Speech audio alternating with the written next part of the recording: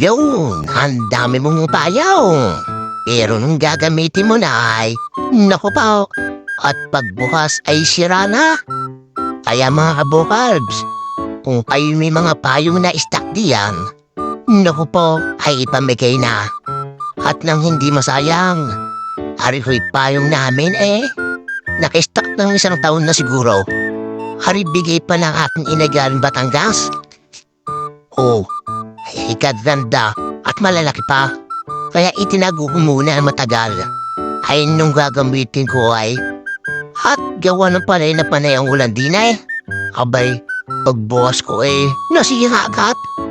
Kaya kayo diyan, huwag buruhin ang payong. Ipamigay o gamitin agad nang mapakinabangan na matalkal. Kaya inay, yung mga payong na diyan, ipamigay niyo na. Ay dalawa agad ang sira